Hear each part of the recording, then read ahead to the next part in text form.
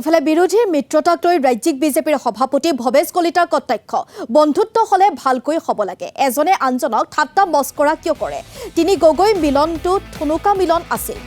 অসমৰ ৰাইজে তিনি গগৈ ৰাজনীতি ভাল নাপালে আনহাতে ধৰ্মান্তৰকৰণ সন্দৰ্ভতো প্ৰতিক্ৰিয়া প্ৰকাশ কৰিছে ৰাজ্যিক বিজেপিৰ সভাপতিগৰাকীয়ে মিছন হলে অৰুণোদয় হওক জলজীৱন হওক ধৰ্মান্তৰকৰণ মিছন হ'ব নালাগে মুখ্যমন্ত্ৰীয়ে প্ৰতিক্ৰিয়া প্ৰকাশ কৰাৰ পিছত আকাশ ফুকনক লৈও মুখ খুলিলে ৰাজ্যিক বিজেপিৰ সভাপতিগৰাকীয়ে আকাশ ফুকনক আমি চৌকছ দিছো অপেক্ষা কৰিছো ৰিপ্লাই অহালৈ কোনো মন্ত্ৰীক নহয় এজন সাধাৰণ কাৰ্যকৰ্তাকো এনেকৈ কোৱা অনুচিত বুলি মন্তব্য কৰে ভৱেশ কলিতাই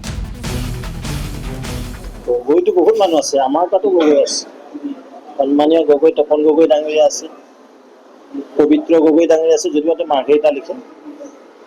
কেইবাজনো গগৈ আছে যোগেন মোহন ডাঙৰীয়া আহোম মানুহ তেওঁ অসম চৰকাৰৰ মন্ত্ৰী পবিত্ৰ মাৰ্ঘেৰিটা ডাঙৰীয়াও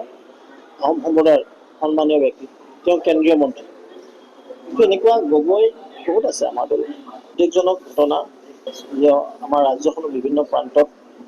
মিছনাৰীসকলে যিদৰে মিছনেৰে কাম কৰিছে আমি একচুৱেলি জল জীৱন মিছনহে ল'ব লাগে অৰুণোদয় মিছন ল'ব লাগে ধৰ্মান্তৰণৰ যিটো মিছন লৈছে এইটো ইমিডিয়েট বন্ধ হ'ব লাগে মই সেইটোৱেই তেওঁলোকক মানে চিনচিয়াৰলি ৰিকুৱেষ্ট কৰিম কাৰণ তেওঁলোকে ইংলিছ কয়তো আমি ইংৰাজীতে ক'লোঁ আৰু আকাশ ফুকন ডাঙৰীয়াক ইতিমধ্যে চকেজ দিয়া হৈছে তাৰ ৰিপ্লাই ইমিডিয়েট পাম আৰু তেওঁ যিটো কথা কৈছে খুব